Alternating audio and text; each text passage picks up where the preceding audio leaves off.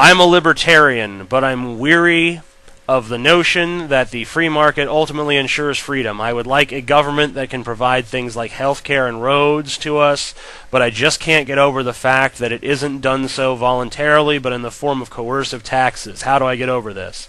Well, the way that I got over that very same dilemma was I stopped being a libertarian, because ultimately I realized that human freedom is a lot more contingent upon people having a lot of choices, like a robust array of choices that they can make in life. And things that limit choices are things like illness or poverty. So anything that the system itself can do to alleviate sickness or poverty or things like that that limit human choices are going to create more choices and therefore greater freedom for the citizens. Do you have to have coercive taxes in order to do something like that? I think you do.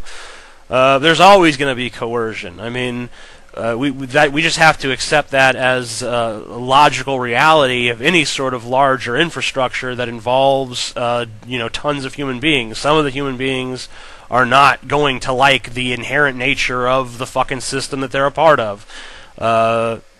That's just always going to be the fucking case. What are you going to do? I mean, you can't just let them fucking all opt out. So, I mean, you're pretty much stuck where you have to have a system where, there's some coercion involved. I mean, it doesn't have to be, like a bad thing in the sense that, like, obviously no one wants to fucking pay their taxes and shit. I mean, like, when I pay taxes and I know that, like, some of my money is going to, like, fund shitty ass wars and fucking, like, a government that does a bunch of shit that I don't even support. I mean, I don't necessarily want to just put an end to society on that basis. Like, oh, well, the government's doing some shit that I don't like, so no government for me, thanks. I just want to change the nature of that government. And of course, there's other people who want to change the nature of that government in another way. And that's why we have, a representative democracy where different voices are heard and magnified.